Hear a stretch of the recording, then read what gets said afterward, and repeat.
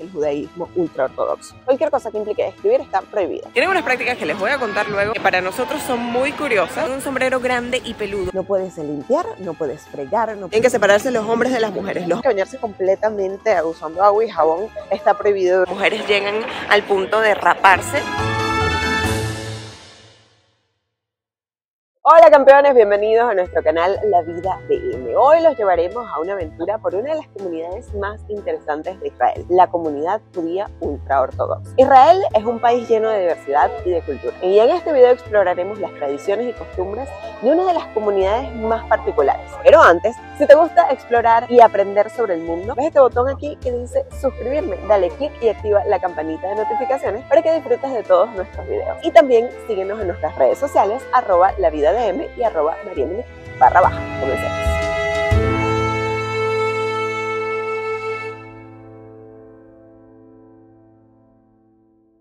Los he traído a la ciudad de Jerusalén. Detrás de mí ven al cementerio judío más antiguo del mundo y el más grande. Pero para entender todo lo que les quiero explicar en este video, que créanme los va a sorprender, debemos primero saber qué es el judaísmo ultraortodoxo. El judaísmo ultraortodoxo, también conocido como Haredí, se originó en Europa en el siglo XVIII y XIX. Durante este tiempo, la comunidad judía estaba siendo influenciada por los movimientos de ilustración y reforma judía, que promovían la modernización y la adaptación del judaísmo a la sociedad europea. Sin embargo, muchos líderes ultraortodoxos consideraban que estos movimientos amenazaban la tradición y la autenticidad del judaísmo. Como resultado, surgieron grupos de judíos que se opusieron a esa modernización y se dedicaron a preservar la tradición judía tal como se había transmitido a través de las generaciones. El término ultraortodoxo se refiere a una devoción rigurosa y estricta de las leyes y tradiciones judías, así como también la negación de cualquier influencia externa o moderna. Estos grupos de judíos ultraortodoxos se enfocaron en el estudio intensivo del Torá y otros textos sagrados y en la práctica rigurosa de todas sus costumbres judías. ¿Qué les llama la atención de este cementerio? Bueno, yo creo que una de las cosas que es más evidente es la ausencia de flores, pero si detallan y agudizan su mirada, verán que todas las tumbas están llenas de piedras. ¿Y por qué será esto? Porque en la tradición judía no se le ofrecen flores a los muertos, sino que se le ofrecen rocas o piedras. Justo detrás de mí verán a un grupo de judíos ultraortodoxos rezando y rindiéndole homenaje a sus seres queridos que ya no están en este mundo. Como puedes ver, una de las particularidades del rezo judío es este movimiento rítmico hacia adelante y hacia atrás. Muchos dicen que esta es una manera de concentrarse en la oración y el aprendizaje y evitar los pensamientos que distraen. Según el texto místico Zohar, el alma de una persona emana la luz divina. Cada vez que un judío se relaciona con la Torá, la luz de su alma se enciende, por lo que se mueve como la llama de una vela. Hoy en día, esta práctica se considera el acompañamiento físico al ritmo de las oraciones y como una forma justamente de concentrarse en ellas más profundamente. Ahora estamos dejando el cementerio de Bolín Koel, creo que se pronuncia así, si no es el caso me lo dejan en los comentarios, y vamos a un sitio emblemático que seguramente muchos de ustedes conocen, que es el Muro de los Lamentos.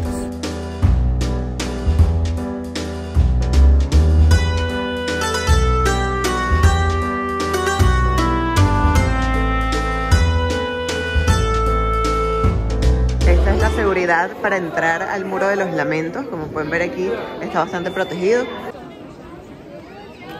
Detrás de mí encuentran el Muro de los Lamentos, un sitio no solo globalmente famoso, sino muy importante para la comunidad judía.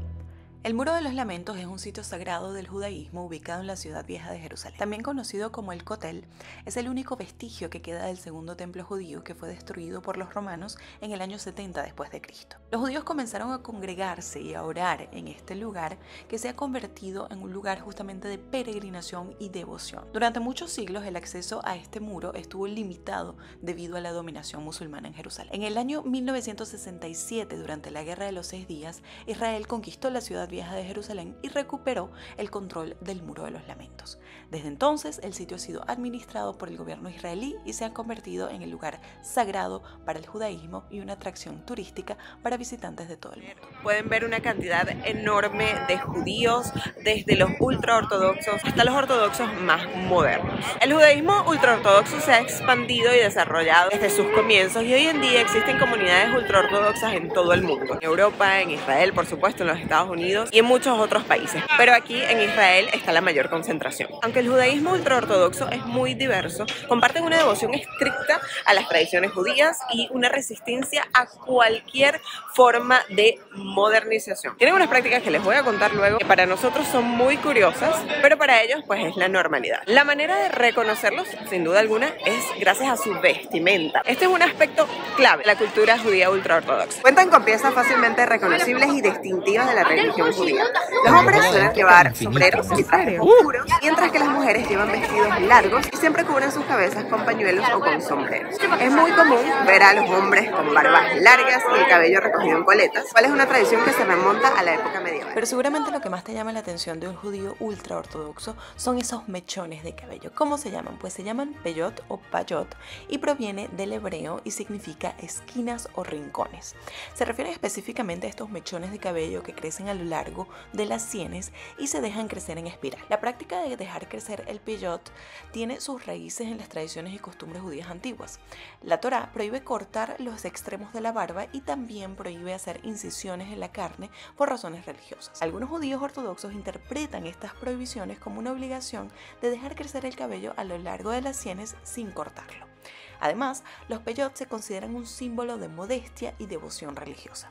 Algunos judíos ortodoxos también ven las peyot como un signo de compromiso con sus tradiciones y costumbres judías y como una forma de afirmar su identidad religiosa y cultural. Es importante tener en cuenta que no todos los judíos ortodoxos usan peyot y que la práctica puede variar entre las diferentes comunidades y culturas. Suelen vestir con ropa muy modesta, apropiada y conservadora, evitando cualquier tipo de ropa que sea considerada como atractiva o provocativa. A menudo verán que los hombres ultraortodoxos usan una túnica oscura o negra llamada bekesh, si no me equivoco, esa es la pronunciación, y una tela blanca que cuelga de su cintura que parece un delantal. Esto se llama el tal y es un fajín o un cinturón y unos zapatos que cubren completamente sus pies. Por su parte, las mujeres suelen vestir con ropa que cubra completamente su cuerpo, no se les ve prácticamente mucha piel. La vestimenta incluye un vestido largo y ancho con mangas largas y esa pieza que les cubre la cabeza se llama sheitel. También es común que utilicen guantes para cubrir sus manos y zapatos cómodos y prácticos. Ahora, en algunos momentos verán un sombrero grande y peludo que utilizan los judíos ultraortodoxos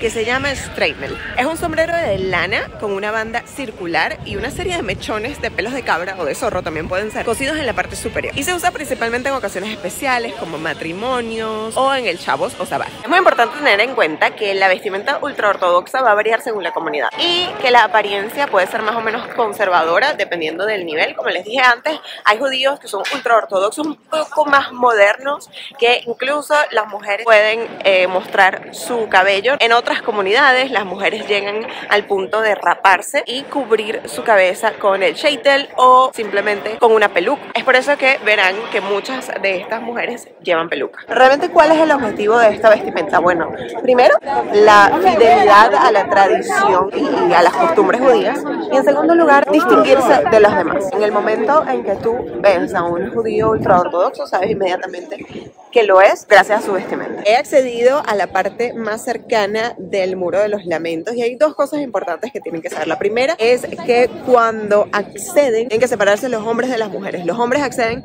del lado izquierdo y las mujeres accedemos del lado derecho. La otra cosa importante es que cuando te vas del Muro de los Lamentos, tienes que hacerlo reculando de esta forma, para no darle la espalda justamente al muro en señal de respeto. Ahora hablemos de la observancia religiosa de los judíos ultraortodoxos. Esta se adhiere a una interpretación muy estricta y literal del Torá, que es el libro sagrado del judaísmo. Los judíos ultraortodoxos creen que el Torá fue dada por Dios a Moisés en el monte Sinaí y que las leyes y tradiciones que se derivan de ella son la guía suprema para la vida y la adoración. La comunidad ultraortodoxa se enfoca en mantener esta tradición y la pureza de todos los valores de la religión, sobre todo los familiares y los comunitarios. Por eso ellos se encuentran justamente viviendo en comunas. Para ellos las prácticas diarias son fundamentales, están muy arraigadas, tienen un montón de rituales y de tradiciones que son muy importantes para ellos, de las que se destacan el estudio profundo del Torá, el cumplimiento del Shabbos o Shabbat, que es la fiesta que ellos celebran desde el viernes en la noche hasta el sábado en la noche, y por supuesto el mantenimiento de las leyes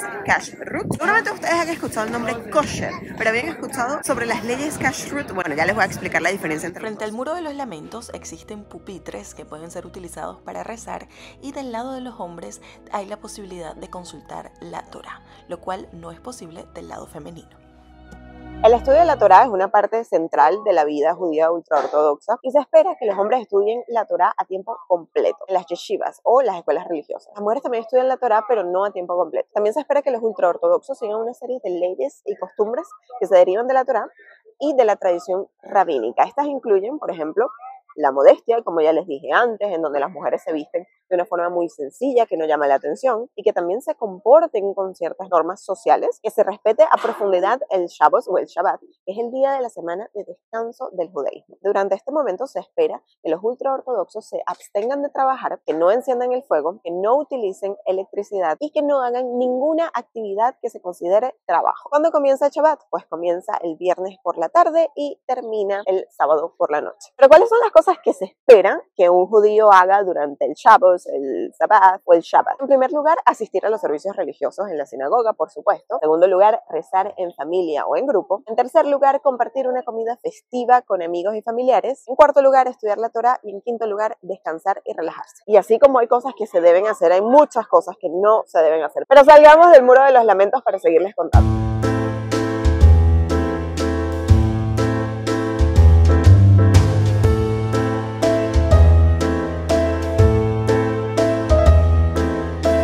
Justamente aquí nos encontramos con una de las escuelas religiosas, una yeshiva. Entonces, ¿cuáles son esas actividades que se consideran inapropiadas o prohibidas durante el Shabbos o Shabbat? Escribir o dibujar, incluyendo hacer anotaciones, dibujar planos, escribir cartas, postales, correos electrónicos, mensajes de texto. Cualquier cosa que implique escribir está prohibido. Encender fuego, lo que incluye cocinar, encender velas, usar una estufa, fumar, manipular aparatos electrónicos. Ningún tipo de electrónico como los teléfonos móviles, las computadoras, los radios, los televisores, todo eso está prohibido. Trabajar o hacer negocios, ya sea en casa o en el trabajo, incluyendo el uso de herramientas. No puedes utilizar ningún tipo de máquinas o equipos. Tampoco se pueden hacer pagos o transacciones financieras, incluyendo el uso de tarjetas de crédito, cheques, dinero, efectivo, todo esto es prohibido. Tampoco se pueden utilizar vehículos motorizados, incluyendo conducir, por supuesto, automóviles, motocicletas, bicicletas. No se puede cargar o descargar objetos pesados, como bolsas de compra o maletas. Tampoco se puede cortar o arrancar plantas, árboles o hierba, incluyendo la jardinería o cortes de cabello. No puedes limpiar, no puedes fregar, no lavar ropa ni platos. Tampoco puedes viajar, esto incluye, por supuesto, el transporte público o caminar más allá de ciertos límites. No se puede escuchar música grabada o tocar instrumentos musicales, no se pueden pintar las uñas, no pueden afeitarse, aunque algunos se permiten la barba. Tampoco se puede comprar o vender bienes o servicios, así sean en línea. No puedes invitar a nadie a tu casa que no sea judío. Es importante saber que todas estas restricciones pueden variar en función de las comunidades y de las interpretaciones individuales de las normas de la religión ultraortodoxa. Todas estas restricciones se aplican desde el atardecer del viernes hasta el atardecer del sábado y se tienen que cumplir rigurosamente para preservar el Shabbos. En cuanto al baño, algunos consideran que bañarse completamente usando agua y jabón está prohibido durante el Shabbat. Esto puede explicarse porque estás creando una solución jabonosa, lo que se considera trabajo y por lo tanto no es apropiado durante el Shabbos. Sin embargo, otros creen que tomar un baño parcial sí que está permitido, siempre y cuando no se use jabón ni agua caliente. Por ejemplo, puedes hacer un baño con esponja o lavar solo tus partes íntimas. Aunque en general sí es cierto que la mayoría de los judíos ultraortodoxos prefieren evitar el baño durante el Shabbos. Así que lo más recomendable es que se duchen justo antes de que comience, es decir, el viernes por la tarde, para evitar cualquier violación involuntaria del Shabbat. Es importante tener en cuenta que todas estas interpretaciones van a depender una vez más de cada rabino. Por ejemplo, lo mismo ocurre con el maquillaje. ¿Está permitido o no maquillarse durante el Shabbat? La mayoría de las mujeres van a maquillarse el viernes en la tarde y quedarse con el maquillaje puesto hasta el día siguiente. Sin embargo, hay algunos rabinos que consideran que colocarse maquillaje no es realmente teñir nada porque no es permanente, porque teñir cualquier cosa está prohibido en el Shabbat. La cena del Shabbat es una comida festiva que comienza con la ceremonia de encendido de las velas y la recitación de una bendición especial para dar la bienvenida al Shabbat. Después se bebe un poco de vino y se comienza a degustar los platos tradicionales de la cocina judía. Uno de los platos más conocidos es el challah, un pan trenzado y ligeramente dulce que se sirve caliente. También se pueden encontrar otros tipos de panes, como el challah de ajonjolí. Otro plato típico es el gefilte fish, una especie de albóndiga albóndiga de pescado picado que se cocina en un caldo de pescado y se sirve con remolacha. La sopa de pollo, conocida como chicken soup, es otra opción popular en la cena del Shabbat. También se pueden incluir otros platos de la cocina judía, como el kugel, una especie de pastel de pasta con huevo y pasas, o el latke, una tortita de patatas. Durante la cena se recitan bendiciones especiales, se cantan canciones y cánticos tradicionales y se puede leer una porción de la Torá o hablar de temas relacionados con la religión y la cultura. La cena del Shabbat es una oportunidad para que las familias y amigos se reúnan, compartan una comida deliciosa y celebren su herencia cultural y religiosa. Es una ocasión especial que se espera con entusiasmo cada semana y es una parte fundamental de la vida judía, siempre respetando las leyes kashrut. Seguramente ustedes han escuchado que los judíos pues tienen una dieta bastante restrictiva, pero bueno, déjenme que les cuento algunas de estas leyes. ¿Qué animales son permitidos? Bueno, solo se permiten consumir ciertos tipos de animales en la religión judía. ¿Y cuáles son estos? Bueno, los que tienen las pezuñas divididas y rumian, como las vacas, las ovejas, los ciervos y los animales que tienen aletas y escamas, como los peces. Animales, por ejemplo, como el camarón, están totalmente prohibidos. Ahora, también existe la prohibición de comer carnes y productos lácteos juntos. Esto es muy importante. No se deben mezclar en la misma comida. Eso significa que comer un filete con queso es imposible, ni tampoco un sándwich con carne y queso, ni una cheeseburger. Si un judío ultra ortodoxo quiere comerse una cheeseburger, tendrá que utilizar queso vegano. Además, algo muy importante es que se deben usar platos y utensilios, incluso superficies de cocina separados para los elementos lácteos y para la carne. Es muy común que en las cocinas ultra ortodoxas encuentres 2 sets de lavavajillas, 2 hornos diferentes y que todo esté marcado, es decir, que los cuchillos para lácteos estén de un lado, que los cuchillos para la carne estén de otros. Realmente son muy estrictos en este aspecto. También, por supuesto, existe la prohibición de comer ciertas partes del animal. Algunas partes de los animales permitidos para el consumo están prohibidas, como por ejemplo la grasa. Además, no se permite consumir ningún animal que haya sido sacrificado de la manera incorrecta, es decir, que no sea kosher. También está prohibido consumir la sangre. La sangre se considera sagrada y no se permite consumirla. Para cumplir con esta ley, la carne debe ser salada y lavada antes de cocinarla para extraer toda la sangre posible. También existe la prohibición de comer ciertos tipos de aves. Por ejemplo, no se pueden comer las aves de rapiña ni los búhos. Y también tiene que haber una inspección rigurosa de las frutas, las cuales deben revisarse cuidadosamente para asegurarse que no haya insectos ni gusanos dentro. Algo que es importante destacar es que las leyes kashrut son seguidas por los judíos observantes como una forma de cumplir con los mandamientos de la Ajalá. Las leyes kashrut no son obligatorias para los judíos y de hecho hay judíos que no mantienen el kosher y cada persona tiene la libertad de seguirlas o no. Ahora, ¿cuál es la diferencia entre el kashrut y el kosher? En realidad son dos palabras distintas que se refieren a lo mismo, que son básicamente las leyes dietéticas judías. Kashrut es el término hebreo que se refiere a estas leyes, mientras que kosher es la palabra yiddish que se ha utilizado en inglés para referirse a ellas. Ambas palabras significan básicamente lo mismo, es que está apto o apropiado para el consumo de cualquier judío. Los alimentos que cumplen con las leyes kashrut son considerados kosher. Ahora bien, es importante destacar que el término kosher también se utiliza de manera amplia para referirse a cualquier cosa que cumpla con ciertos estándares o requisitos. Por ejemplo, puedes tener una empresa kosher, una empresa que cumple ciertos estándares éticos o que se adhiere a ciertos requisitos legales. En resumen, kashrut y kosher son términos diferentes para referirse a las leyes dietéticas. En las calles de Jerusalén verás este objeto en todas las entradas a las casas judías. Se llama mezuzá y es utilizado por los judíos como un símbolo de su fe y como un recordatorio de su conexión con Dios.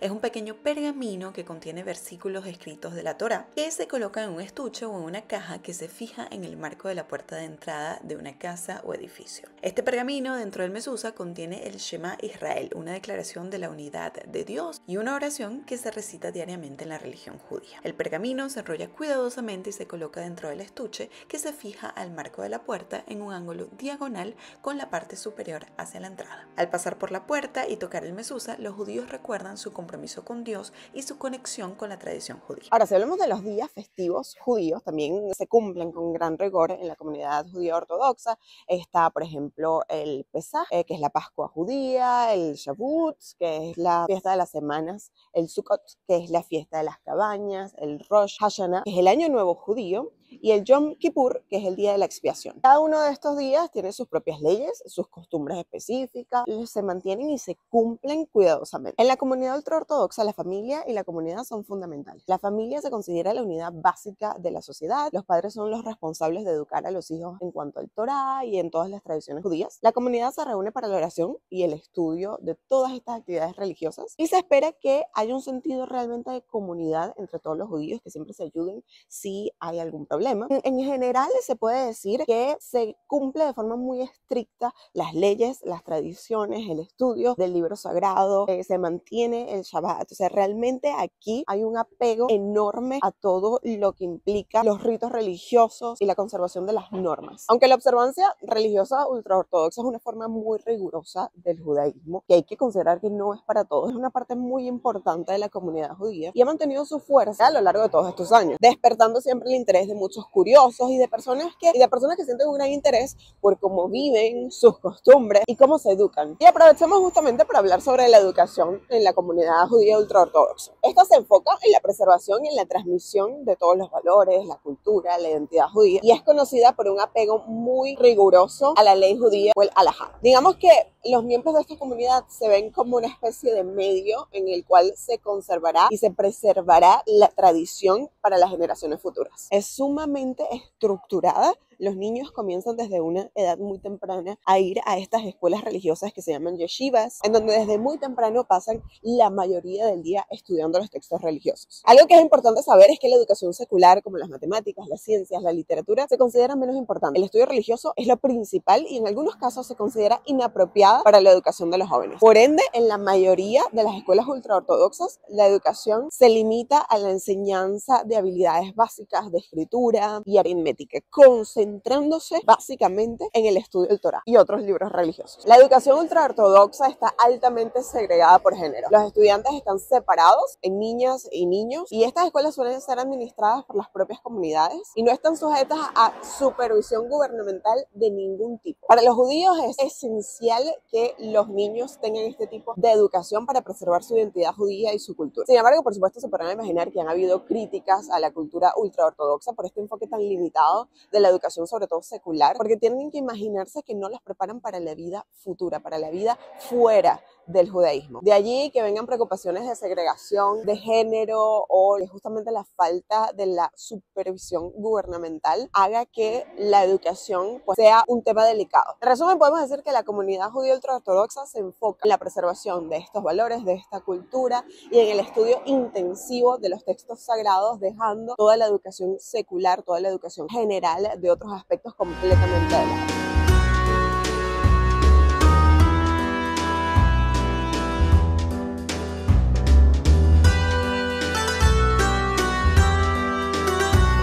Así que desde la puerta de Damasco les doy gracias por ver. Espero que el video les haya gustado, que les haya parecido interesante. Ves el botoncito que dice suscribirme, dale click, activa la campanita de notificaciones y síguenos por nuestras redes sociales @mariemilik_ y @lavidade.